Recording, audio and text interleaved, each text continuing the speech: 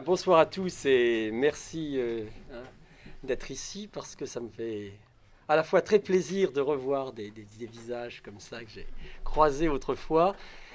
Et puis je vais parler en philosophe de ce que je ne connais pas. Mais il paraît que c'est l'art des philosophes de toujours parler de ce qu'ils ne connaissent pas. La rationalité a quelques avantages puisque dans l'abstraction comme ça, on arrive toujours à s'en sortir. Donc j'espère que je ne vous ennuierai pas trop, mais en tout cas, je suis surtout heureux d'entendre David et Madame Sandrine, qui vont m'apprendre des choses sur l'entreprise. Je crois que le sujet, ça n'est pas l'entreprise, c'est l'entrepreneur. On est bien d'accord. Et je commencerai par une petite anecdote artistico-historique. En particulier, je pense à Balzac. À Balzac qui avait une admiration extraordinaire pour l'entreprise, tellement extraordinaire que lui-même a échoué puisqu'il a fait faillite, créant son imprimerie. Et puis il s'est tourné vers sa grande entreprise, donc la comédie humaine. Et plus tard, un artiste du nom de Rodin, que tout le monde connaît bien sûr, a voulu rendre hommage à l'esprit d'entreprise de Balzac. Et vous avez cette superbe statue qui est à la station Varennes, entre autres, de Balzac. Et Rodin a essayé dans cette statue de restituer quelque part cette énergie de l'homme d'entreprise. Et Balzac a une proéminence vitale extraordinaire. Et d'ailleurs, il y a une anecdote qui couvre l'histoire de l'art du 19e, c'est que Balzac est énorme, il est sous sa bure.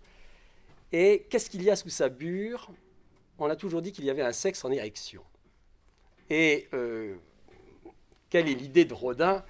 C'est que l'esprit d'entreprise, quelque part, l'entrepreneur, c'est quand même un homme d'une vitalité, j'emploie homme au sens le plus général, même si tout le monde n'est pas concerné par l'érection, mais en tout cas, un homme d'une vitalité extraordinaire, extraordinaire.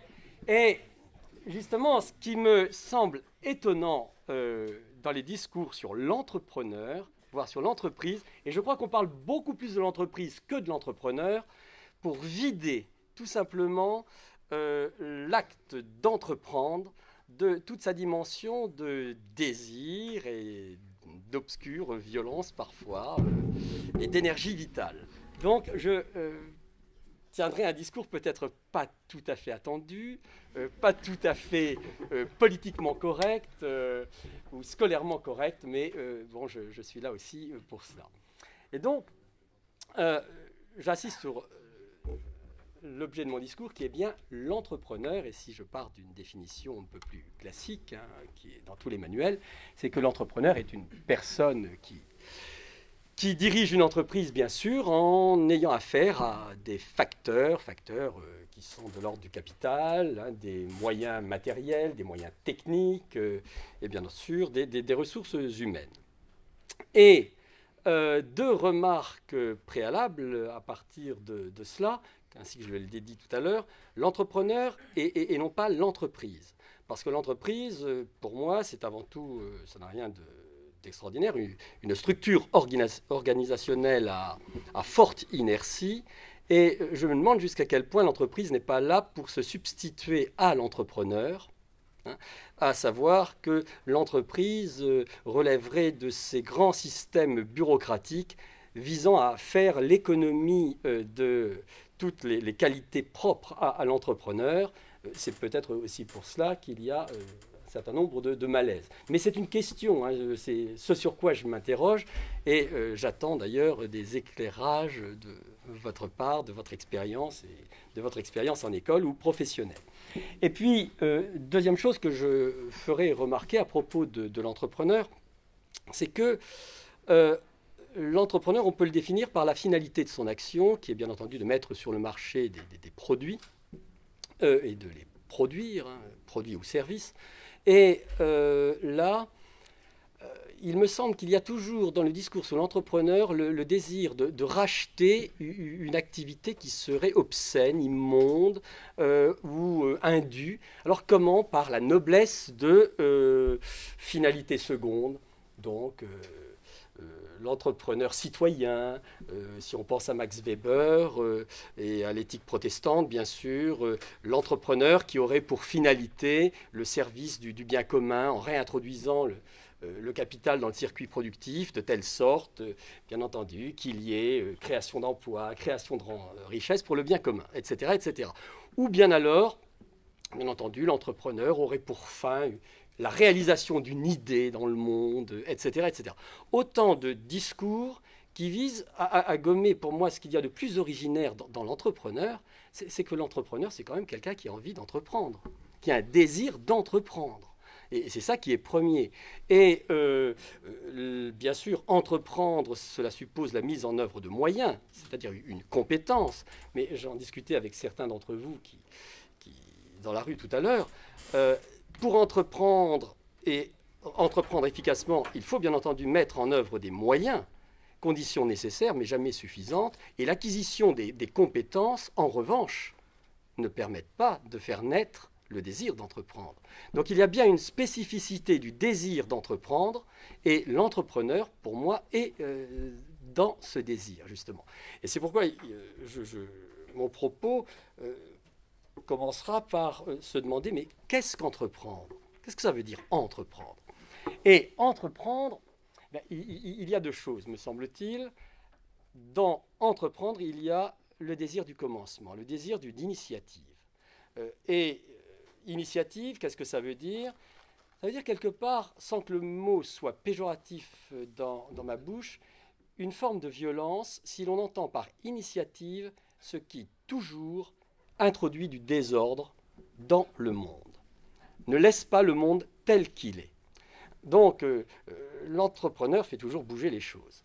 Et entreprendre, c'est également un commencement, mais un commencement qui entend s'installer, bien entendu, dans la durée. C'est-à-dire un commencement continué, une initiative renouvelée. C'est pourquoi l'entrepreneur est bien entendu une grande figure de la vie.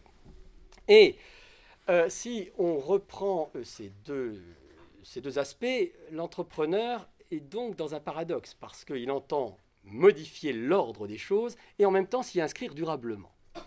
Alors, c'est en cela que pour moi, il y a peut-être une mauvaise presse de l'entrepreneur, en ce que l'entrepreneur, on sent bien qu'il y a en lui un potentiel de changement, un potentiel d'ébranlement, ce qui peut bien entendu déplaire.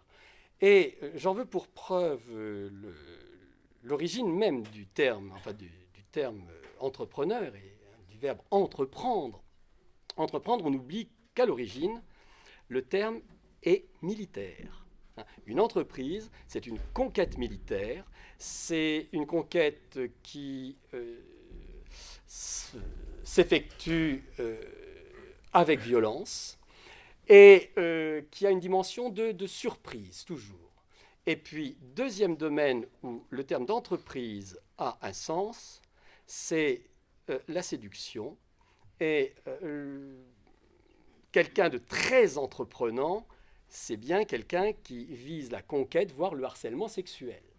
Bien, donc, dans l'entrepreneur, il y a toujours, me semble-t-il, cette dimension d'énergie vitale qui vient bousculer les choses et qui, au fil du temps, est passé d'une violence militaire, c'est-à-dire que l'entrepreneur au XVIe siècle, ça aurait été un condottiere, au stade et au plan de la séduction, dans ce qu'il y a de sexuel, etc.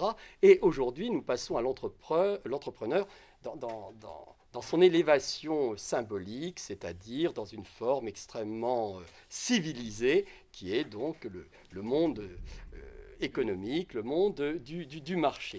Donc, ce que je dirais, c'est que l'entrepreneur, c'est quelqu'un qui veut imposer son nom comme une marque au monde, mettre en forme quelque part le monde, imprimer son empreinte dans le réel, sans que cela ait quoi que ce soit de péjoratif, bien entendu.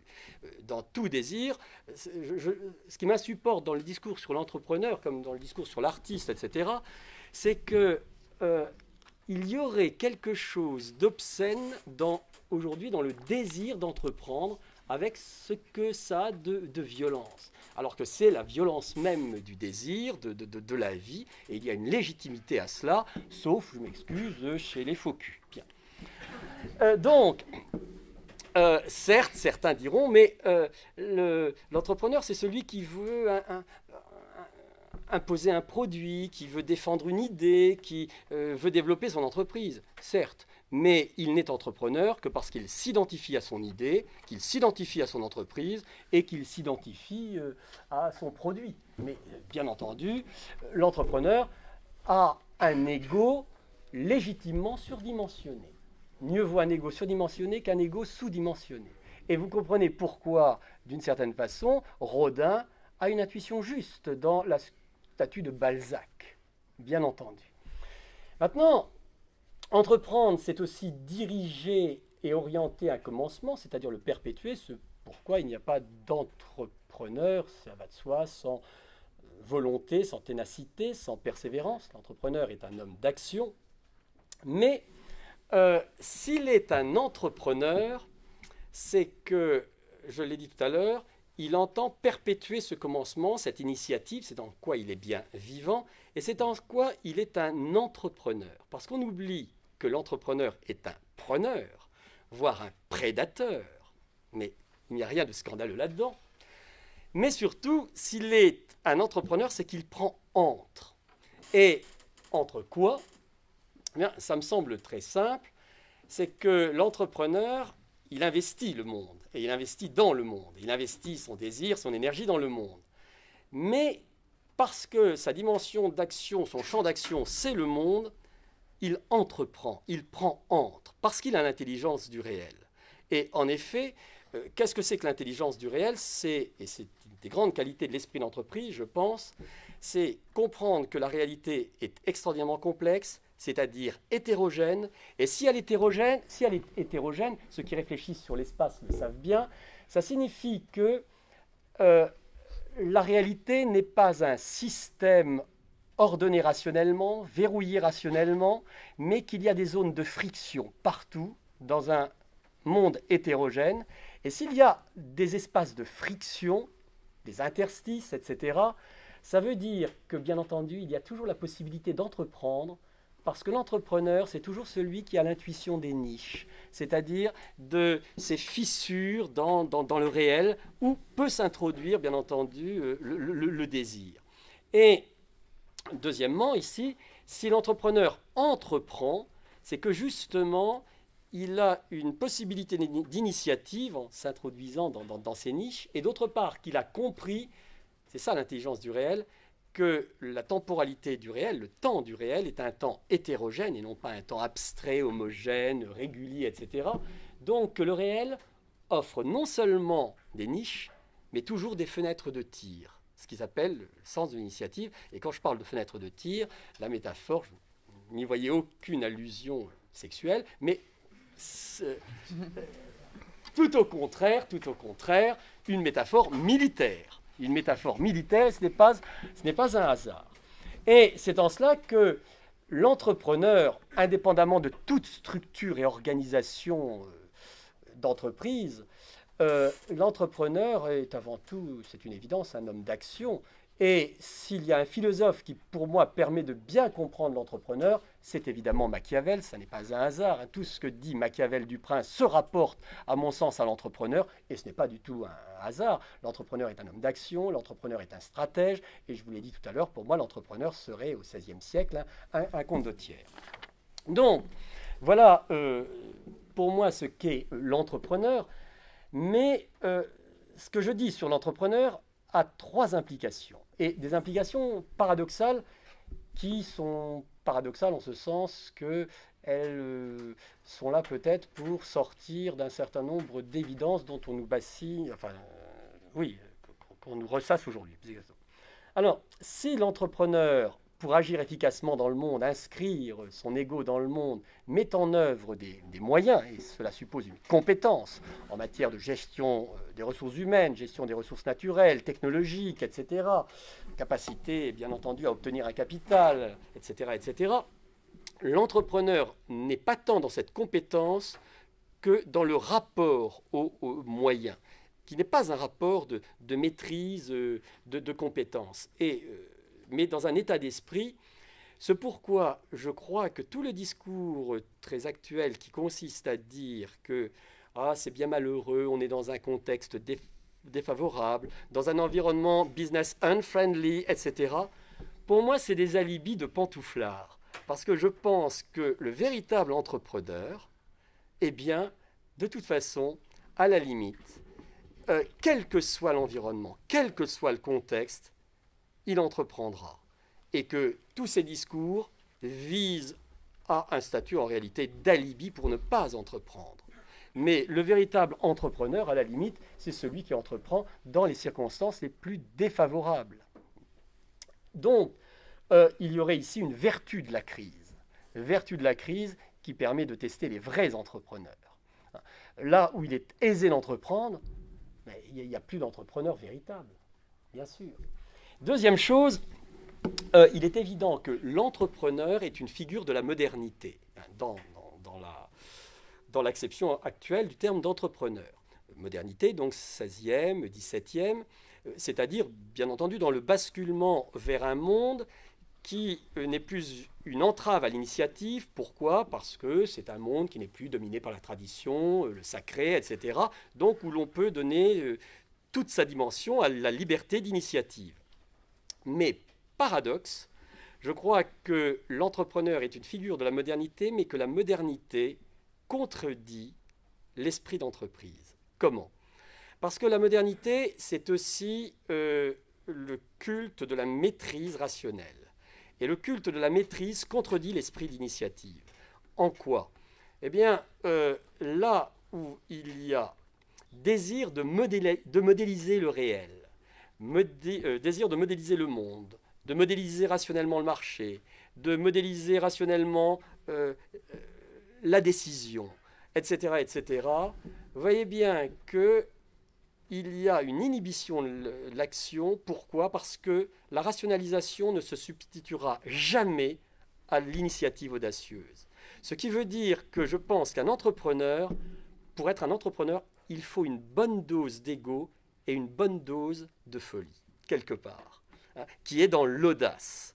Et étant donné que nous sommes dans un univers de l'hyper-rationalité, je pense que l'hyper-rationalité crée un désir de rationaliser toujours plus, mais on n'en finit jamais de rationaliser, c'est-à-dire d'éliminer les contingences. Et l'homme de la rationalité, les contingences, ça lui fait toujours peur parce que ça lui échappe.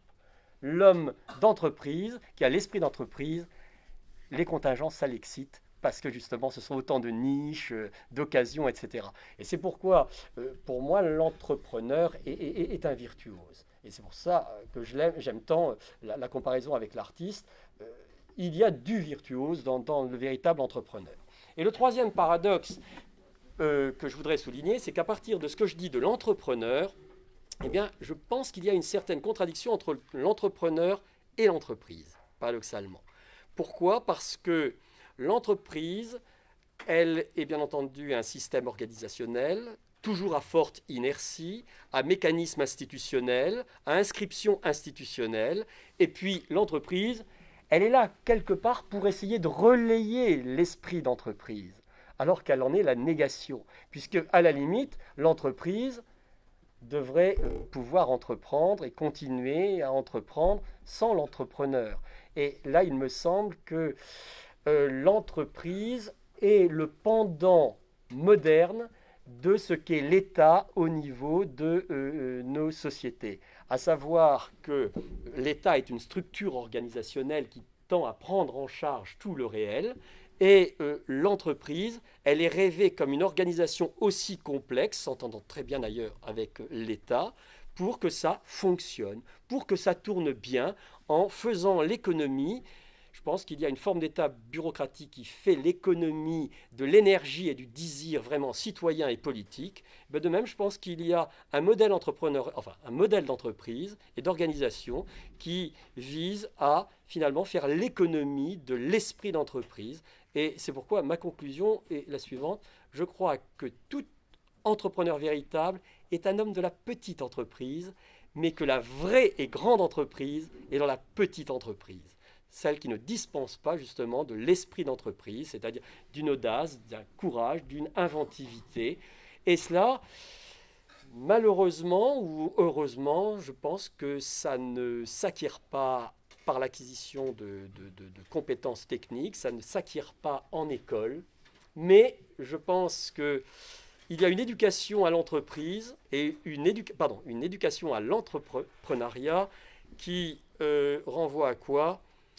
Beaucoup de confiance en soi, donner de la confiance en soi, donner de l'estime de soi pour avoir cette idée évidente que j'ai quelque chose à apporter au monde et que le monde sans mon entreprise serait pas ce qu'il devrait être. Donc je pense qu'il faut quelque part un assez bon ego, mais après tout, il n'y a aucune honte à cela et il n'y a pas à se sentir coupable d'être un entrepreneur.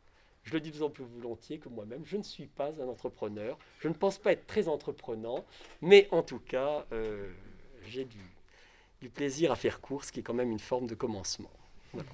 IPSUP est comme, a priori, tout le monde vient d'IPSUP. Sans aucune concertation, les choses qu'a pu dire Serge et les choses que je vais essayer de dire maintenant se font écho d'une manière très surprenante. On n'a pas discuté une seule fois ensemble de la conférence durant la semaine. Je pense que tu peux l'attester. Oui, on a un peu sans doute la même vision des choses, qui est que on n'a pas besoin de se parler beaucoup pour que les cours se croisent assez bien et pour vous faire réfléchir de vous-même un petit peu à des thèmes qu'on doit aborder. Vous allez voir par vous-même en quoi ça peut se faire, ça se fait vraiment écho, je crois. Je fais confiance au hasard pour préparer mes accroches sexy, comme vous le savez tous. Il se trouve que la semaine dernière, je relisais Jacques le Fataliste de Diderot, et que j'ai trouvé cette phrase qui m'a fait penser à la conférence de ce soir, qui était « Fuyez les femmes de mauvaise vie, les chevaliers d'industrie, et surtout ne signez jamais de lettres de change ». Je me suis dit que j'avais suffisamment évoqué les problèmes financiers, que vous les connaissez très bien, qui se sont produits depuis quelques années, et d'autres que moi se sont chargés de décréter que l'ennemi numéro 1 était la finance.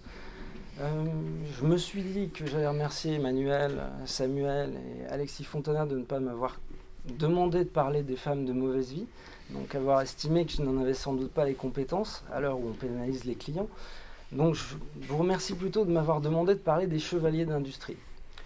Pour rire, je me suis quand même posé une question qui était, un chevalier d'industrie pourrait-il proposer de payer une femme de mauvaise vie avec une lettre de change? Je me suis dit que ce n'était pas la question à laquelle vous voudriez que je réponde ce soir.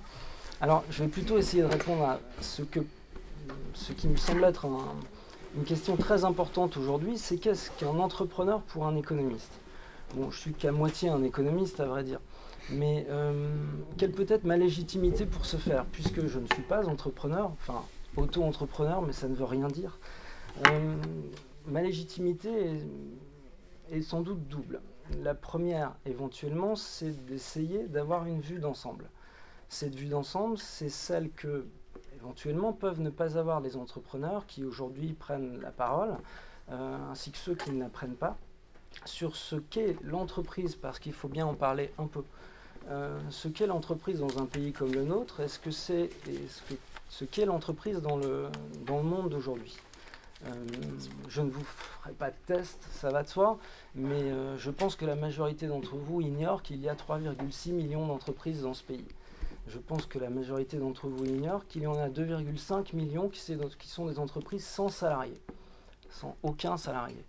Et qu'il y a 1 million d'entreprises dont moins de 10 salariés exercent leur activité. Il n'y a que 500 entreprises de plus de 2000 personnes en France. Voilà, ça vous donne déjà une idée de ce qu'est une vue d'ensemble. Un autre élément concret de la vue d'ensemble, c'est qu'il se crée un peu plus de 20 000 entreprises par an. Si j'enlève justement les auto-entrepreneurs, le nouveau statut qu'on a pu créer, ce qui nous amènerait à 45 000 par an. Et 10 000 seulement font faillite. Voilà, je m'en tiens simplement là pour les deux aspects clés. Je sais qu'on n'a pas le droit de parler de chiffres à la télévision parce que ça ennuie tout le monde, mais il faut quand même savoir de quoi on parle et de qui on parle. Il y a donc 3,6 millions d'entrepreneurs au nom desquels je suis supposé parler ce soir pour leur expliquer, ou vous expliquer, puisque certains d'entre vous en feront partie, quelle est leur fonction, quel est leur rôle, quelle a été leur fonction dans le passé, quel est leur rôle aujourd'hui. Je pense pouvoir affirmer que je ne reprendrai pas les définitions de Serge puisqu'il les a données, donc ça m'évite de le faire, c'est très bien. Du coup, ça m'oblige à partir d'autre chose. Alors je pense qu'on peut partir d'une expression qui m'a toujours frappé en ce qui concerne les entrepreneurs, qui est celle d'un philosophe qui est Nietzsche. Volonté de puissance. En allemand, Wille zur Macht, qui ne veut pas dire en fait volonté de puissance, mais la volonté vers la puissance, la volonté en puissance. Cette expression, Nietzsche, qui finalement a refusé de l'exploiter autant qu'on le pense aujourd'hui, l'utilisait dans le sens de être plus. Être plus que quoi? Être plus que soi, ou en tout cas de l'image qu'on peut avoir de soi-même à un moment donné de sa vie, en général plutôt quand on est jeune. Être plus que les autres aussi, car on va voir, ce sera l'élément clé de ma première partie, on va voir que l'entrepreneur est celui qui cherche à se distinguer, ou en tout cas à distinguer ce qu'il fait de ce que font les autres. Ce qui ne l'empêche pas, éventuellement quand même, d'être aussi comme les autres, dès lors que certains autres lui semblent des modèles, et qu'il cherche au moins à les imiter, si ce n'est à les dépasser. À partir de cette notion de être plus, de volonté de puissance, on peut distinguer deux choses. J'ai envie de dire trois, mais je ne vais en mentionner que deux. La première, c'est que dans ce cas, beaucoup sont entrepreneurs. Et mes femmes de mauvaise vie, dont on sait très bien qu'elles sont entreprenantes, pourraient très bien, du coup, devenir des entrepreneuses. Si ce n'est que, je ne crois pas me tromper en disant que ces femmes de mauvaise vie, en tant qu'entrepreneuses, n'ont pas pour objectif d'être plus que ce qu'elles auraient voulu être. Dans un deuxième temps, je pourrais parler de Léonard de Vinci, qui fut un des plus grands créateurs jusqu'à aujourd'hui, mais qui le faisait dans un but qui me semble résumer ce qu'on appelle la beauté du geste. Il ne le faisait en aucun cas pour le profit, il pouvait le faire dans une certaine mesure pour approcher le pouvoir, mais il ne le faisait pas pour les bénéfices, comme on le dirait aujourd'hui. Donc ce qui distingue l'entrepreneur, c'est sans doute la volonté de puissance, être plus, mais avec un objectif bien particulier qui peut-être tout de même que cela puisse conduire à une forme de rationalité dans le monde dans lequel il vit. Et la rationalité du monde dans lequel nous vivons depuis le XIXe siècle est une rationalité qui porte à, pour parler vulgairement, gagner de l'argent. Ceci étant posé, je vais traiter ce que vous m'avez demandé de faire en 3 temps pour changer. Donc j'irai rapidement sur le premier temps avec lequel je vais essayer de vous prouver en quoi l'entrepreneur est justement le symbole de la volonté de puissance. Dans un deuxième temps, j'essaierai de vous montrer en quoi le visage de l'entrepreneur a changé, au point que la plupart d'entre eux ont souhaité taire leur nom. Dans un troisième temps, je vous provoquerai au plus haut point en essayant de vous montrer à quel point les fameux chevaliers d'industrie n'en sont plus, qu'ils deviennent des rentiers plaintifs dans une économie comme la nôtre, où effectivement tous ceux que l'on peut voir passer à la télévision sont en train de se plaindre de tout et de n'importe quoi, sans même avoir la plus infime connaissance des chiffres de base et de la réalité en fait qui les entoure. L'enfer, c'est toujours les autres, mais jusqu'à preuve du contraire, l'entrepreneur aime cet enfer, puisque ça s'appelle se battre dans la concurrence. Y renoncer, comme le disait Serge, est une forme de déni de ce qu'est un entrepreneur. Donc, dans un premier temps, un économiste trop peu connu a assez bien résumé ce que voulait dire Nietzsche à un moment où je suis à peu près persuadé qu'il s'inspire des entrepreneurs pour raisonner philosophiquement. Cet économiste nous dit l'entrepreneur, par définition, c'est un individu qui a une aversion au risque plus faible que d'autres. Et cette aversion au risque plus faible que d'autres va lui permettre donc, de prendre des initiatives. Et ces initiatives vont le conduire à acquérir une forme de pouvoir, des formes de pouvoir. Pouvoir sur qui? Pouvoir sur ceux qui, au contraire, auraient une aversion pour le risque beaucoup plus élevée. Ceux-ci, ces derniers, vont se faire salariés. Tous les salariés qui sont dans cette salle doivent savoir qu'un économiste célèbre qui s'appelle Knight, le chevalier, au début du XXe siècle, est en train de leur dire qu'il n'accepte, ces salariés, que vous n'acceptez, certains d'entre vous, la hiérarchie que parce qu'en fait elle vous protège ou elle est supposée vous protéger en vous couvrant de risques que vous ne voulez pas accepter vous-même. Le risque justement d'être plus, d'être autre, d'être plus que les autres et d'être un inventeur, quelqu'un dont Schumpeter, l'économiste qui a le plus décrit en fait ce qu'était l'entreprise et l'entrepreneur, dont Schumpeter disait qu'il jetait des ponts vers l'avenir.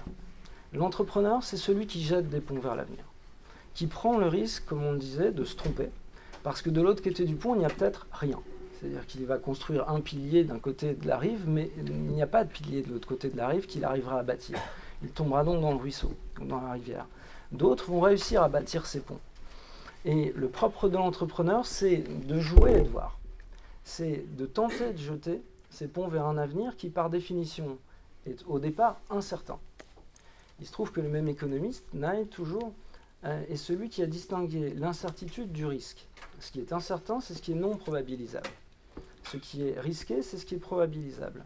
Le rôle de l'entrepreneur, peut-être pas au départ, mais dans la suite de son activité, est de probabiliser ses chances d'échec et de probabiliser ses chances de réussite. Et de s'entourer des personnes qui vont lui permettre justement de maximiser sa probabilité de réussite.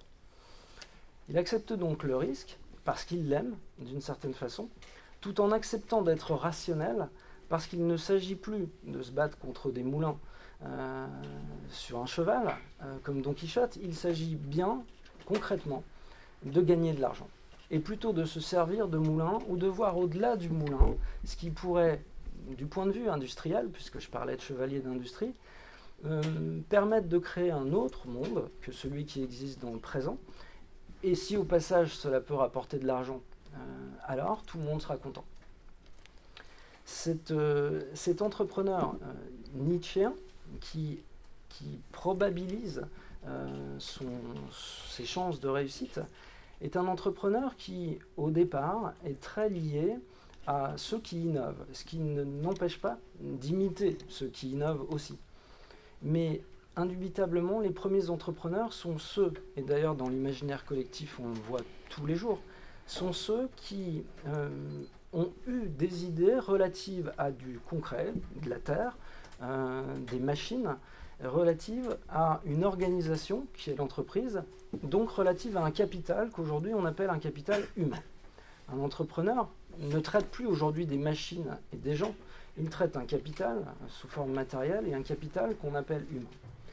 Mais il se trouve que les entrepreneurs du début du 19e siècle, et cela il faut réussir à reculer 2 siècles en arrière pour le concevoir, les entrepreneurs ont donné naissance à Marx, concrètement. C'est-à-dire que les entrepreneurs au départ, et j'ai envie de dire personne ne l'a nié, ni les romanciers, ni les politiques, ni même certains entrepreneurs eux-mêmes. Je cite souvent Robert Owen, qui s'est exilé d'Angleterre pour aller créer une entreprise aux États-Unis et qui de lui-même prenait conscience du fait que le risque, en tant qu'entrepreneur qu'il était, c'était de nuire au bien-être de ses propres salariés qui eux-mêmes avaient une fâcheuse tendance à vouloir faire travailler leurs propres enfants pour augmenter leurs revenus. Ils leur interdisaient donc d'envoyer leurs enfants dans les usines et leur proposaient pour eux-mêmes des écoles dans lesquelles ils les formeraient.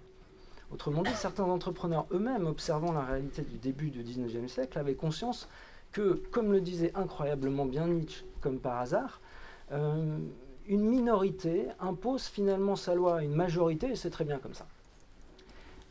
Si ce n'est qu'au cours du XIXe siècle, évidemment, ces entrepreneurs, logiquement, ont rencontré quelques oppositions. C'est-à-dire que les salariés, les syndicats, voire les hommes politiques se sont dit « mais nous aussi, il revient d'être peut-être autre que ce qu'on pense être ». Et il n'est pas tout à fait évident pour nous que le statut de salarié travaillant 10 ou 12 heures par jour avec des enfants travaillant eux aussi 10 heures par jour soit exactement ce dont on avait rêvé pour nous-mêmes au lendemain de la Révolution. Les entrepreneurs ont donc changé. Ils ont changé et ils sont devenus un peu moins nietzschéens et un peu plus, je dirais, paternalistes. Ce paternalisme s'est traduit par quelque chose qui m'a toujours beaucoup frappé, qui est que leur mégalomanie, comme disait Serge tout à l'heure, leur a fait aimer leur nom. On appelle ça à la fin du XIXe siècle, aux États-Unis, l'ère des titans. Ils se sont vus comme des titans. J'en veux pour preuve le nom qu'ils donnent à leurs entreprises. Carnegie, géant de l'acier aux États-Unis. Rockefeller, géant du pétrole. Dupont de Nemours, dans la chimie. Toyota, c'est Toyoda au départ, pour nous, Toyota. Tous ont une fierté et une volonté de puissance qui s'exprime dans la défense de leur nom. Tous sont à la tête d'entreprises gigantesques, en nombre limité, justement, puisque le but de leur activité est devenu, essentiellement pour lutter contre la crise de la fin du XIXe siècle, de racheter des entreprises déjà existantes et d'acquérir le pouvoir de marché le plus important possible. À l'encontre, j'insiste là-dessus, à l'encontre des espoirs des économistes les plus libéraux du XIXe siècle. C'est-à-dire que les économistes dont on fait aujourd'hui les chantres du libéralisme étaient des économistes qui concevaient l'entreprise comme petite. Je vous ai dit que les deux discours allaient se faire écho sans concertation, un point qui m'étonne véritablement. Quelqu'un comme Walras, qui aujourd'hui est utilisé par les libéraux, est quelqu'un qui ne concevait l'entreprise que comme une organisation au service finalement du consommateur, ne faisant même pas de profit. On est à des lieux de l'entrepreneur de la fin du XIXe siècle. Ces entrepreneurs qui, donc pour certains, seront des patrons vertueux, une sorte de second père, qui pour d'autres seront ce qu'on appellera des barons voleurs. Parce qu'ayant accaparé un tel pouvoir sur le marché, ils ont aussi accaparé un tel pouvoir dans le domaine financier, qui leur permet en plus, en particulier aux États-Unis, d'avoir un pouvoir sur la démocratie et sur ce que constitue l'État, c'est-à-dire un groupe de fonctionnaires qui est censé défendre le bien-être général, mais qui, dans certains cas, peut aussi défendre certains intérêts un petit peu particuliers. Ce monde est supposé être révolu. Il l'est pourquoi? Parce qu'à partir du début du XIXe siècle, l'entrepreneur, au moins dans l'imaginaire collectif, devient un manager. Ce n'est plus le même terme. Vous êtes sorti d'écoles qu'on a appelées des écoles de management, qu'on a importées des États-Unis. Ça ne vous a pas échappé. Le terme même est importé des États-Unis. Autrement dit, l'individu dont on parlait au préalable, qui était plutôt un individu nietzschéen, qui était un individu qui s'approche encore des espoirs militaires qui étaient ceux de l'ère napoléonienne, devient un individu qui gère, qui commence quand même davantage à gérer l'entreprise pour d'autres qu'un individu qui gère l'entreprise pour lui-même. En tout cas, c'est le cas pour les grandes entreprises. Le manager est, en théorie économique, celui qui gère au mieux l'entreprise pour ses propriétaires véritables, qui sont des actionnaires dont le capital est très dilué, parce que les entreprises sont désormais d'une telle taille qu'il ne peut pas en être autrement. C'est le point de départ de ce qu'il me semble être, bien sûr, simplement pour une majorité, une autre figure de l'entrepreneur. Le manager dont le nom disparaît. Le hasard fait incroyablement bien les choses. Il y a 2 jours, j'étais invité par un de mes étudiants à une dégustation de vin. Je rencontre son grand-père qui a été un grand industriel d'une région du sud de la France. On n'a absolument pas évoqué ce point-là, mais il me dit, quelque chose m'a frappé dans l'entreprise, c'est qu'il y avait les photos de tous les dirigeants de l'entreprise depuis 1950, mais pas un seul nom. Il a fait remettre tous les noms de ces dirigeants depuis plus d'un demi-siècle en dessous de leurs photographies. On les avait tous oubliés. Dans le CAC 40 aujourd'hui, il reste, si je ne me trompe pas, 5 entreprises qui ont encore un nom de créateur, un nom propre. Toutes les autres, vous pouvez les réciter dans votre tête, Total, Google, L'Oréal, Facebook, Walmart, etc. Les noms ont disparu. Les noms, vous les trouvez où maintenant? Chez Simone, la coiffeuse, chez Alberto, le pizzaiolo, etc. Il n'y a plus que les petites entreprises qui sont fières de leur nom de famille. Il en reste quelques-unes dans les grandes. Mais c'est quelque chose qui, semble-t-il, nous a complètement échappé. L'ère des titans qui se cachent, désormais. Les titans se cachent derrière le nom de leur entreprise. Ils n'assument plus leur mégalomanie, comme le disait Serge. Ils n'assument plus leur volonté de puissance, réellement. Ou alors, ils l'assument autrement. Ce n'est pas forcément un problème. C'est aussi une certaine forme de démocratisation de l'entreprise aussi, cette fois. Cette entreprise, ou ces entreprises, sont à présent dirigées par des managers dont non seulement l'attitude va changer, mais surtout dont le mode de rémunération va aussi beaucoup changer. Et on est obligé de se poser la question suivante, puisque je parlais de Simone et d'Alberto, et puisque je parle de Google et de Walmart, mais l'entrepreneur existe-t-il vraiment? Qu'y a-t-il de commun entre Simone et Alberto d'un côté et Steve Jobs de l'autre? Je retombe sur ce que je disais au départ. Chez les deux types d'individus, vous avez la volonté de faire quelque chose à quoi on n'est pas forcément prédestiné. Mais cette volonté, elle se heurte dans certains cas à des contraintes qui ne sont pas dépassées. Cette volonté, elle se heurte au contraire à des contraintes qui, pour d'autres individus, vont être dépassées. Il y a ceux qui échouent et ceux qui réussissent. C'est le principe de l'économie de marché. En tout cas, c'est comme ça qu'on conçoit le rôle de l'entrepreneur aujourd'hui. Si ce n'est que ce sont des actionnaires qui, aujourd'hui, décident davantage de ce que va être la rémunération de cet entrepreneur, de ce que va être son rôle, ou plus précisément des objectifs qui vont être les siens. En fait, il faut bien concevoir que dans l'entreprise, la maximisation du profit est davantage l'intérêt des actionnaires qu'elle n'est l'intérêt du dirigeant d'entreprise. Chacun sait qu'un dirigeant d'entreprise peut éventuellement faire les deux à la fois, mais qu'il est davantage content de son prestige et de son aura, quand bien même il aurait tendance à taire son nom pour l'entreprise. Je pense à un en particulier qui aimerait beaucoup que son nom ne circule pas trop dans la presse depuis 4 jours, pour des questions de rémunération. Tandis que les actionnaires, eux, qui sont de sombres inconnus, visent au contraire la maximisation du profit. Et on est arrivé à un point au milieu du XXe siècle de contradiction entre ces managers qui cherchaient le prestige, le leur et celui de l'entreprise, être en première page de Time Magazine, et ces actionnaires qui, eux, restent dans l'ombre, mais qui peuvent décider ou donner des injonctions aux entrepreneurs de ce qu'ils doivent faire. Ce n'est pas moi qui le dis. Le plus drôle, c'est que ce sont les entrepreneurs qui nous l'ont dit. Depuis 10 ans, les grands chefs d'entreprise, des compagnies d'assurance, des banques ou des industries, passent leur temps à se plaindre du pouvoir des actionnaires, qui pourtant les ont nommés et qui pourtant les payent, et plutôt bien. Le fait est que désormais, dans les grandes entreprises, on observe des rémunérations dont vous savez qu'elles peuvent être particulièrement élevées, et en fait, je n'aurais pas dû dire savez, mais espérer qu'elles soient particulièrement élevées. Puisque si vous avez fait des écoles de management, c'est bien normalement dans le but d'appartenir à cette classe de gens qui réussissent. Ils sont devenus des salariés, concrètement. Les grands managers sont des salariés. Toute la question est de savoir si ils acceptent encore le risque. Sont-ils encore les chevaliers dont parlait Knight? Là est la question. Est-on chevalier quand, ayant passé 4 ans à la tête d'une entreprise, on peut, ne serait-ce que songer, pour mériter que les actionnaires nous fassent venir dans une entreprise, exiger 20 millions d'euros dans le cas où, par malheur, on devrait partir? Où est le risque? Où est la beauté du geste? Où est le rapport avec la productivité? Où est le rapport avec la performance? Ce qui m'amène à mon troisième point. Ces grands managers que vous serez, peut-on éventuellement les faire revenir des chevaliers d'industrie? Il se trouve, je vais traiter en 2 points, que on entend essentiellement les managers et les entrepreneurs qui se plaignent.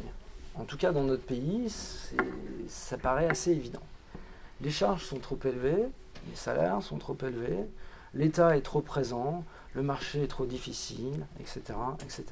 Mais je rebondis sur ce que disait Serge. Mais changez de métier, faites autre chose. Pourquoi? Les charges sont élevées. Mais pourquoi? Vous devriez savoir que les charges aujourd'hui qu'on paye dans nos entreprises s'expliquent non pas par un bon vouloir de l'État, mais s'expliquent par le chômage, par le vieillissement de la population, qui est ce qui coûte le plus en dépenses publiques. Ce ne sont absolument pas les dépenses de fonctionnement de l'État, et encore moins les dépenses d'investissement de l'État qui pèsent aujourd'hui sur les charges des entreprises. Ce qui pèse sur les charges des entreprises, c'est vous, c'est moi, c'est nous. Quand on est malade, quand on est chômeur, quand on a fondé une famille, et surtout quand on est en retraite. Donc quand on ne travaille plus et qu'on continue de gagner de l'argent. Les entrepreneurs devraient davantage, s'ils étaient vraiment courageux, râler après les Français, pas après l'État, concrètement. L'État leur apporte 20 milliards à peu près par an dans ce pays, avec Oseo qui dépense 2,5 milliards pour eux, Oseo qui a été créé pour les inciter à innover en France, et il se trouve que, tandis que l'État apporte à peu près 110 000 euros par entreprise qui peut bénéficier du programme Oseo, l'entreprise investit 100 000 euros en moyenne. Autrement dit, ces entreprises à qui l'on donne de l'argent pour qu'elles innovent et qu'elles mettent le pays sur une trajectoire, qu'on va dire une trajectoire de croissance, n'investissent même pas ce que l'État leur donne pour innover. Par le crédit impôt recherche, par le crédit d'impôt en la compétitivité et l'emploi, ce sont ensuite, si on ajoute, plus de 20 milliards qui sont versés aux entrepreneurs français. Bien sûr, dans d'autres pays du monde, la situation est plus avantageuse. Mais ils sont entrepreneurs. Ils aiment le risque. Autrement dit, ces contraintes-là, c'est à eux de les dépasser. Le rôle d'un entrepreneur, c'est d'innover.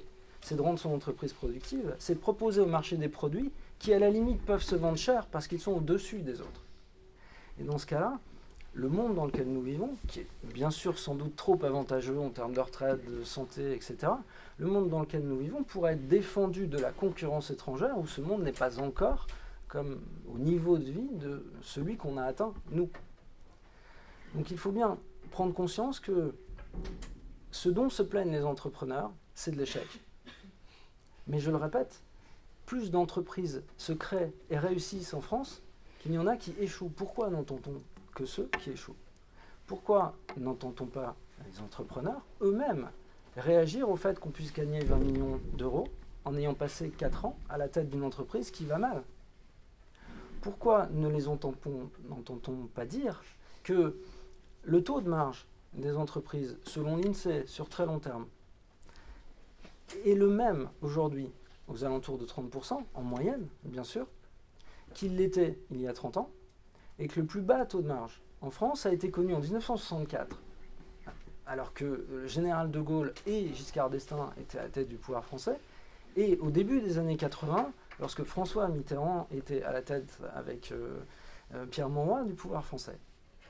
Aujourd'hui, le taux de marge, il est bien sûr plus faible depuis 2008, mais on est face à une situation de crise. C'est aux entrepreneurs de nous sortir de là. C'est à vous, les futurs innovateurs, de nous sortir de là. La question est, pour finir, innovez-vous. C'est là où je vais vous provoquer un petit peu, tout de même. Vous sortez donc d'école de management. On attend de vous que vous soyez les nouveaux chevaliers d'industrie. Le terme de chevalier s'est transformé. Il est devenu capitaine. On parle plutôt des capitaines d'industrie. Mais je pose la question, où sont les capitaines, où sont les chevaliers, mais où est l'industrie? Je vois beaucoup de mes étudiants s'orienter à la sortie de leurs études vers des innovations fondamentales comme les cours de cuisine, les cours aux jeunes enfants en difficulté, voire le recyclage de mes propres cours d'économie auprès d'étudiants de classe préparatoire. Alors je vais vous dire, vous avez parfaitement raison, c'est le jeu de la concurrence. Mais en face de vous, vous avez encore d'autres entrepreneurs. Et sur ce terrain-là, je vous battrai encore. Merci.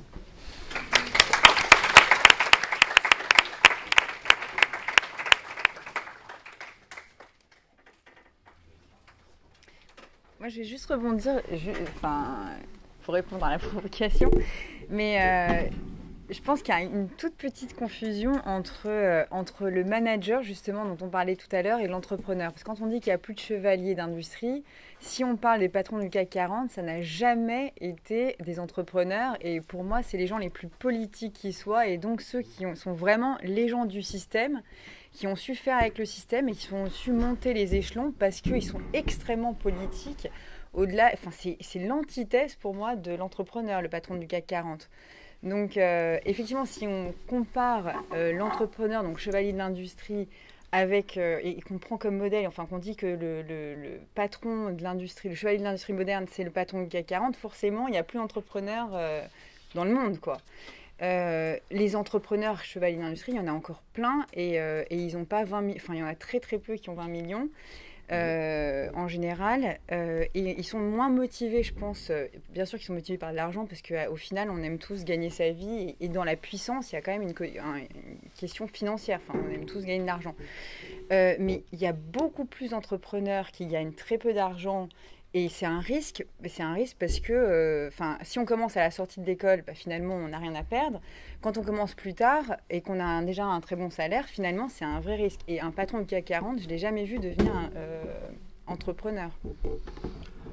Alors, le CAC 40, il évolue quand même. Il y a des entreprises qui sortent, il y en a d'autres qui rentrent. Le fait qu'ils aient des acquaintances avec le monde politique n'en fait pas moins des entrepreneurs, quand même. Je dirais qu'il ne faut quand même pas se tromper là-dessus. Si on n'a pas les grands entrepreneurs dont on est en train de parler, on n'a pas non plus les petites.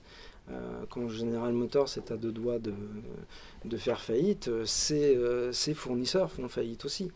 Ensuite, je suis complètement d'accord avec vous, la rémunération moyenne, justement ce que j'ai essayé de dire un peu, de quel entrepreneur on parle, c'est difficile. La rémunération moyenne d'un entrepreneur, c'est plutôt aux alentours de 5 000 euros. Une fois que je vous ai, par mois, une fois que je vous ai dit que 2,5 millions d'entreprises étaient des entreprises unipersonnelles et qu'ensuite 1,5 million emploient moins de 10 salariés. Ce sont des gens qui se payent très très peu. Mais c'est justement le problème. C'est-à-dire que ce que je vous essayais de dire, c'est qu'on n'entend pas beaucoup cela. On entend justement les grands. Le plus gros problème n'est pas qu'ils soient finalement liés aux politiques, que le fait que les petits les laissent prendre la parole au nom des entrepreneurs. Ce qui me gêne toujours beaucoup, moi, c'est d'entendre le MEDEF prendre la parole, alors même qu'il a pu être dirigé, par exemple, par une personne qui dirigeait un institut de sondage, qui en gros emploie tous ses salariés par intérim, à la tête d'une organisation qui est censée représenter l'entrepreneuriat français. C'est quelque part un non-sens. C'est ces entrepreneurs-là qui doivent, entre guillemets, prendre la parole et dire ce qui ne va pas. Plutôt que là, je vous suis complètement, les entrepreneurs du CAC 40 qui sont censés vous représenter alors qu'ils ne vous représentent pas. Mais pour moi, déjà, c'est pas des entrepreneurs. On peut pas dire Pour moi, c'est antinomique de dire les entrepreneurs du CAC 40, franchement. Et Michelin, Bouygues. Non, mais d'accord. Enfin, si on parle de leur père, c'était des entrepreneurs. Aujourd'hui, il n'y a plus d'entrepreneurs, à la tête de ces entreprises. Et deuxième chose, je ne parle pas d'acquaintance par rapport au monde politique, je ne dis pas avec les hommes politiques, je dis que une des vraies... je pense qu'un entrepreneur aujourd'hui, il y a plein de parcours, il y a autant de parcours d'entrepreneurs que d'entrepreneurs. Il y a quand même quelques, effectivement, points qui sont communs à tous les entrepreneurs. Dans les points communs, il y a une extrême vivacité, c'est-à-dire une vitalité, une énergie, une volonté de changer les choses et presque, entre guillemets, de la foi. Enfin, il y a une foi de l'entrepreneur. Et il y a aussi une forme de volonté de liberté et de détestation des contraintes. Enfin, si vous parlez à 1000 entrepreneurs, tout le monde va vous dire, voilà, je ne peux pas supporter d'avoir un patron. J'ai besoin de cette liberté, j'ai besoin d'avoir mon emploi du temps, de pouvoir gérer ma vie. Il y a une forme de volonté de se libérer du travail, d'ailleurs. Du côté un peu lourd de la valeur travail.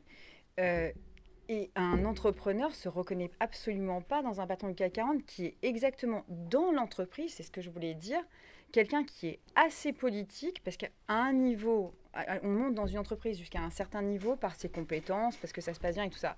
Au-delà d'un certain niveau, on monte parce qu'on est politique dans son attitude et qu'on a réussi à se faire aimer des gens qui sont au-dessus, et c'est là qu'on finit par monter dans l'entreprise. C'est complètement antinomique avec l'entrepreneur qui est en fait quelqu'un qui est contre les contraintes, qui est contre le système politique, qui a envie de dire ce qu'il pense, qui a envie d'imposer presque son moi au monde, enfin sa personnalité, et de refuser en fait tout ce qu'on va exiger de lui en termes de rondeur. Il y a une forme d'arrogance chez l'entrepreneur et d'ego d'ailleurs, effectivement, qui va complètement à l'encontre du patron du CAC 40.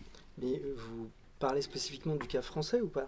Non, je parle de... Ça va être difficile de faire entendre ça à Steve Jobs. Enfin, maintenant, c'est difficile de lui faire entendre, mais... C'est-à-dire il se voyait quand même comme un entrepreneur.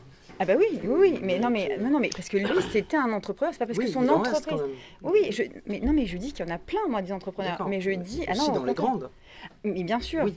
Mais Steve Jobs, en fait, lui, il était d'ailleurs, on le voit quand on lit les livres sur sa personnalité, il était complètement, c'était un électron libre dans l'entreprise qui avait des idées et il y avait des gens qui étaient là pour mettre en place ces idées. Donc, c'était un entrepreneur au sein d'une grande entreprise. Maintenant, je ne suis pas sûre que chez Total, il y ait beaucoup d'entrepreneurs. Je vous laisse... Juste une petite remarque, c'est que c'est peut-être surdéterminé en France par la porosité entre la haute administration et puis les entreprises. Oui, c'est possible. Et en outre, il y a quand même une expression qui me semble très éclairante, c'est que lorsqu'un énarque rentre dans une grande entreprise, il y rentre pour pantoufler. Oui. Et on l'appelle un pantouflard, ce qui est quand même... Ouais. Je peux rebondir là-dessus très rapidement, ça tombe bien. Je vous lis quelque chose qui a été écrit il y a assez longtemps. En gros, la différence entre les hommes d'affaires américains et européens réside en ceci que ces derniers, c'est-à-dire les hommes d'affaires européens, ont souci d'en finir avec leurs tâches, alors que les premiers souhaiteraient demeurer constamment à l'ouvrage. L'attitude de l'homme d'affaires américain à l'égard de son affaire est avant toute chose l'attitude d'un artiste. Il adore son affaire. Celle-là n'est pas une corvée pour lui, mais son passe-temps favori, sa passion, son vice, sa monomanie. Il n'a pas hâte de retrouver sa vie privée vespérale, comme l'Européen. C'est écrit en 1912, quand même, à Berlin, par Münzenberg. C'est même pas un Américain qui le dit, c'est un Européen, proprement dit. C'est la même année de publication que Capitalisme, Socialisme et Démocratie de Schumpeter, la première édition, dans laquelle il nous dit que le capitalisme va mourir, non pas pour toutes les raisons qu'on évoque habituellement, mais parce que l'entrepreneur va connaître son crépuscule. C'est le crépuscule des idoles. Ils vont disparaître. Je ne sais pas ce qu'il faut en penser. Vous avez beaucoup opposé entreprise à entrepreneurs, vous en disant que les entrepreneurs sont des gens qui détestent les contraintes et qui en général s'accommodent assez mal une fois que l'entreprise est lancée de la routine de l'entreprise. Serge aussi de façon plus générale sur l'opposition conceptuelle vraiment entre l'entreprise et les entrepreneurs. Est-ce que les entrepreneurs, les Uber entrepreneurs, enfin vraiment ceux qui ont réussi, ceux qui incarnent l'esprit d'entreprise, en tout cas dans le monde actuel, et même en fait dans les entreprises plus anciennes, c'est pas ceux qui ont justement réussi à concilier l'entreprise avec l'esprit d'entrepreneuriat. Alors Steve Jobs n'est pas un très bon exemple parce que Steve Jobs, effectivement, toutes les biographies le décrivent comme quelqu'un qui était caractériel, qui était seul au train, qui marchait pieds nus, et qui du coup a réussi qui a quitté l'entreprise, qui est revenu comme un héros. Il a un destin un petit peu particulier, mais toutes les plus grandes entreprises actuelles, c'est Microsoft, c'est Facebook, c'est Free en France, c'est que des sociétés où en fait l'entrepreneur, celui qui a eu l'idée d'origine, il est resté gestionnaire de son entreprise ensuite pendant très longtemps. Et donc en fait, est-ce que c'est pas ça l'entrepreneur vraiment qui réussit et qui a une vraie valeur ajoutée? C'est celui qui ne se contente pas de créer une entreprise et ensuite de la laisser vivre parce qu'il a perpétuellement besoin d'entreprendre, mais celui qui au sein d'une entreprise réussit à conserver son esprit d'entreprise pour perpétuellement la renouveler et rester toujours au sommet des tendances, au sommet de la réalité économique et aussi à perpétuellement. C'est ce que je voulais dire quand je disais aussi, en dépit de l'opposition conceptuelle entre l'entreprise et l'entrepreneur, donc celui qui dirige une entreprise au sens dynamique du terme, c'est ce que je voulais dire en parlant d'une initiative et d'une création continuée. Et curieusement, il y a un concept philosophique qui éclaire bien cela. On le trouve curieusement chez Descartes, la conception que Descartes a de la création à propos de Dieu.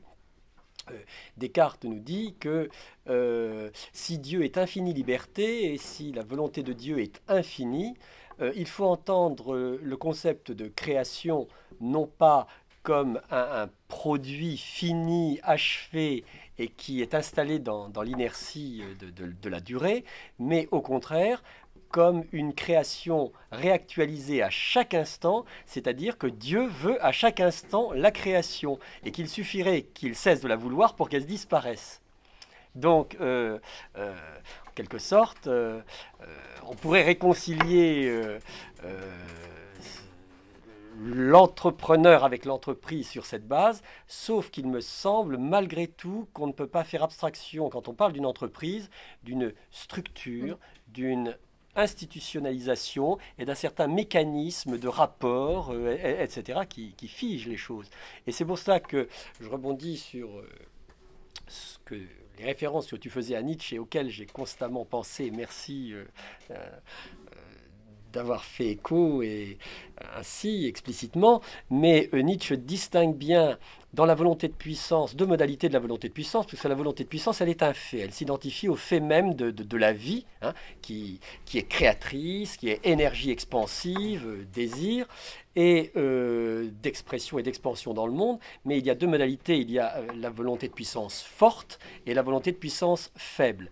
Et ce qui caractérise la volonté de puissance faible, c'est son désir de s'objectiver dans le monde pour se transformer en pouvoir. C'est la différence entre la volonté de puissance et le pouvoir. Le pouvoir est d'ordre institutionnel. La volonté de puissance, elle est pur acte. C'est-à-dire que la volonté de puissance du faible, c'est une volonté de puissance faible, parce qu'en réalité, c'est une volonté de puissance, donc une expression vitale, mais qui a peur de la vie. Et qui a peur de la vie à tel point qu'elle veut justement s'institutionnaliser. Au risque, bien entendu, de figer la vie, etc., etc. Et c'est un petit peu ce qui se passe, à mon sens, avec l'entreprise. Et c'est pour ça que moi, j'admire beaucoup, malgré tout, les grands managers, parce qu'il y a quelque chose quand même qui est extraordinaire. Un grand manager, c'est quand même quelqu'un qui est comparable à un chef d'orchestre. Et mobiliser tant d'énergie, faire que ça aille dans le même sens, pour essayer de réaliser ses projets, c'est quand même extraordinaire. Quelle organisation peut permettre cela? C'est quelque chose d'étonnant. J'ai envie de dire que ça dépend aussi finalement des secteurs un petit peu. Enfin, finalement, si on regarde par exemple les 3 cas de réussite français dont on parle tout le temps, qui sont Simoncini, Niel et Grandjean, quand on voit leurs 3 parcours, quelqu'un comme Simoncini finalement...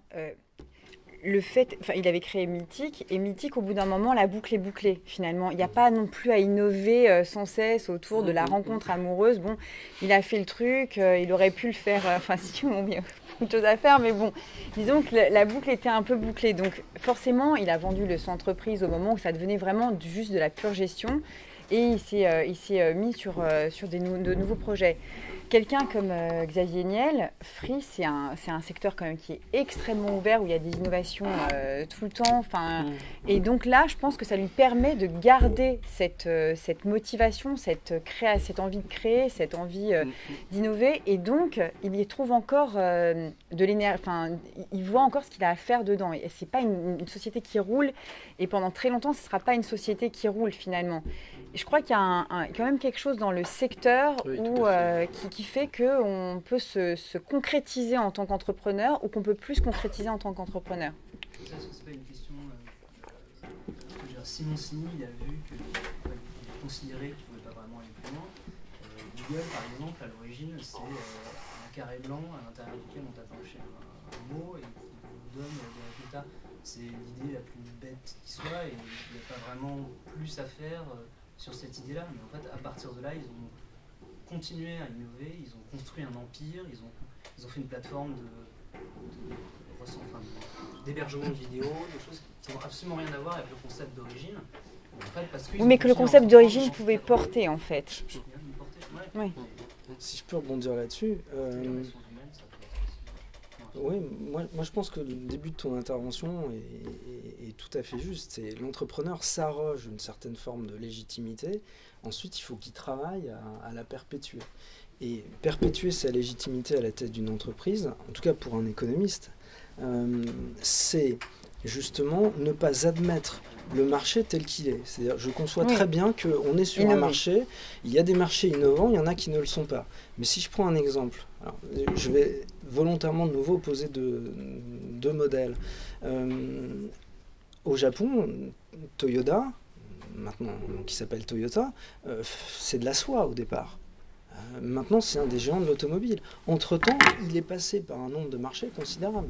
C'est-à-dire que l'entreprise d'aujourd'hui est méconnaissable par rapport à l'entreprise d'hier.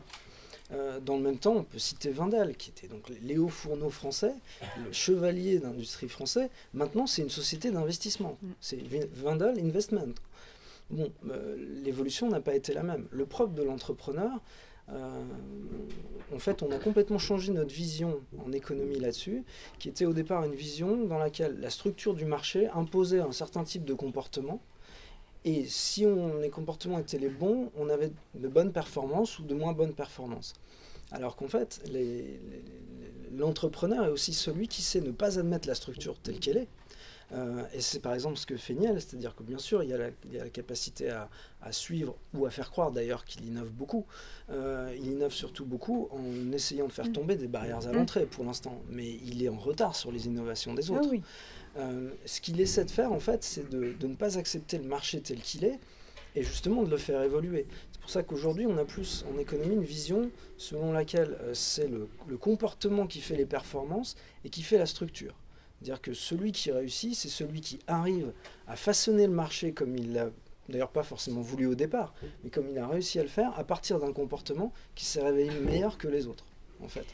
Oui, mais c'est vrai que je pense que c'est beaucoup lié à ce que tu disais sur le nom. Parce que finalement, comme Wendel, c'est un nom qui a perduré, mais finalement, l'entreprise, c'est plus du tout la même entreprise. Ou Toyota, qui faisait de la soie, qui faisait de l'automobile, bon, c'est pas la même entreprise. Si Simoncini avait appelé ça Mythique Simoncini, il aurait pu dire, voilà, j'ai fait, au départ, j'ai fait de la rencontre amoureuse, et puis après, je me suis lancée dans la lunette, et j'ai su réinventer le monde. Enfin non, c'est juste que la boîte, elle s'appelle toujours Simoncini, mais qu'elle fait pas la même chose, quoi. C'est différent de Free, qui est dans le même secteur et qui trouve encore dans ce secteur-là des moyens de grandir, de créer des nouveaux départements et d'avoir des nouvelles idées sur un même secteur. Après, garder un nom commun pour une entreprise qui ne fait plus la même chose, bon, bah, c'est pas vraiment ce que j'appelle... Oui, mais bon. Bah, donc du coup, il a fait plusieurs entreprises. Et donc voilà, ça prouve il est déjà multi-entrepreneur. Hein. Enfin, c'est l'évolution, il est parti d'une Intel, il est parti sur un téléphone.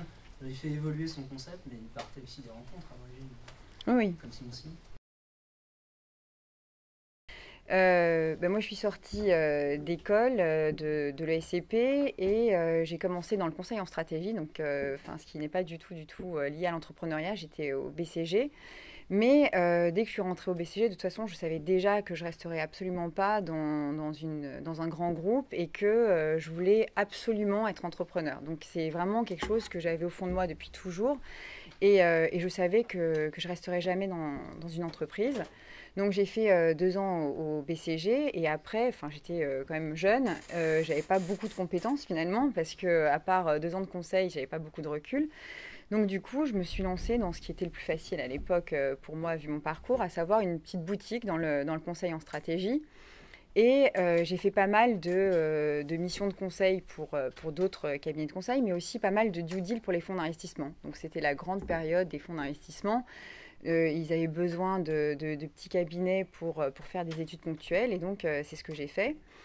Et finalement, c'était hyper intéressant, mais je me suis dit, c'était quand même limité et toute seule, on n'arrivait pas à avoir des missions assez importantes parce qu'il faut recruter des gens pour que ça devienne intéressant, il faut avoir des locaux et forcément, du coup, il y a une question de coût et de rationalité qui rentre en ligne de compte.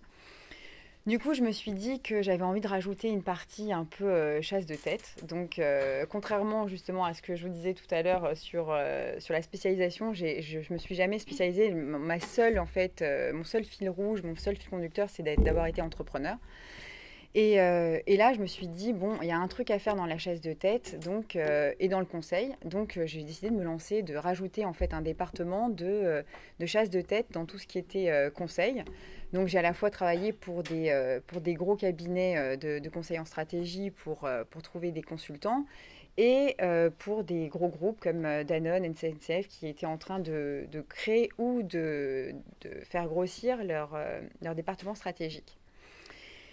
Tout ça pour vous dire que finalement, ça, j'y suis rentrée, presque, c'était une continuation de mon parcours professionnel. Il y avait du risque parce que effectivement, il n'y avait pas un salaire à la clé, mais ça restait autour d'une compétence que j'avais plus ou moins acquise et qui n'était pas difficile à avoir, et peu de risques finalement parce que quand on se lance dans le service, il n'y a pas d'investissement de départ. Donc finalement, si on plante, sachant qu'effectivement, comme on le disait, l'entrepreneur est quelqu'un qui a une moins forte aversion au risque. On n'a pas perdu grand-chose finalement, on n'a pas investi d'argent, on a juste investi du temps et de l'énergie. Donc voilà, et je continue à faire des missions de conseil, et dans le cadre d'une de mes missions de conseil, j'ai un ami du BCG qui me dit, écoute, voilà, je suis en train de travailler dans tout ce qui est digital.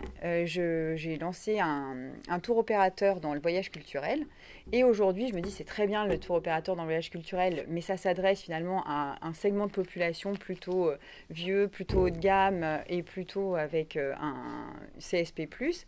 Et ça serait intéressant de pouvoir mettre ce savoir-faire au service de tout le monde, et donc de lancer une application et des applications de découverte de villes sur les smartphones pour que des jeunes puissent les télécharger, faire des découvertes d'endroits, de villes et tout ça grâce à leur smartphone. Donc là, je me dis très bien. Donc, comme je vous dis, j'avais pas d'appétence particulière pour un domaine ou un autre. Donc je me dis, ok, je l'aide à faire des accords commerciaux. Et là, on se dit, bon, il y a quand même des idées à avoir dans tout ce qui est digital. Tout le monde parle du digital. Peut-être qu'il y a d'autres choses à faire sur les applications, sur les smartphones. Et on creuse et on se dit, ça pourrait être intéressant de lancer une application dans tout ce qui est shopping. Parce que finalement, les applications, qu'est-ce que ça permet? Ça permet de la géolocalisation des gens. Donc, on peut savoir où on est et donc géolocaliser des points de vente autour de soi et donner des informations aux gens. C'est comme ça qu'on a lancé une application qui s'appelle Plice, qui est une application de bons plans géolocalisés. L'idée en fait intrinsèque de ce lancement est de se dire que quand j'ai été voir toutes mes amies en leur disant je vais me lancer dans les applications pour mobile et lancer une application de shopping géolocalisé, elles m'ont toutes regardée en me disant bon bah c'est une blague parce que j'avais pas de smartphone à l'époque. Je comprenais absolument rien à la techno, je détestais ça, j'étais plutôt une technophobe qu'une technophile. Et finalement, je me suis retrouvée dans le digital complètement par hasard et comme ça, un petit peu happée par ce monde-là parce que c'était le monde où ça bougeait, sans rien y comprendre et en devant tout apprendre d'un coup. C'est pour dire que je pense que un entrepreneur, c'est avant tout quelqu'un qui a vraiment une espèce de volonté et d'énergie extrêmement importante, mais c'est aussi quelqu'un qui sait qu'il veut être entrepreneur et qui sait saisir les opportunités et pas forcément quelqu'un qui a rationalisé son parcours ou quelqu'un qui a rationalisé son idée en se disant voilà, maintenant moi je vais lancer ce truc-là, on sait que ça va rapporter tant, que ça va se monter de telle et telle façon. Finalement, c'est beaucoup, je pense, par les rencontres qu'on finit par trouver son projet d'entrepreneur. Donc il y a des gens qui ont vraiment des compétences très fortes, donc tant mieux pour eux et ils peuvent capitaliser sur ces compétences pour se lancer. Mais très souvent, en fait, quand on discute avec des entrepreneurs, on se rend compte que ça a été une rencontre, que ça a été une opportunité, que ça a été une ouverture d'esprit qui fait qu'à un moment, ils se sont dit, bon, là, il y a un truc qui se passe, ça pourrait être intéressant, pourquoi pas, et qui se lancent dans des choses dans lesquelles ils se voyaient pas du tout a priori. Donc je pense que c'est vraiment une curiosité et une façon de saisir les opportunités qui crée beaucoup d'entrepreneurs. Voilà.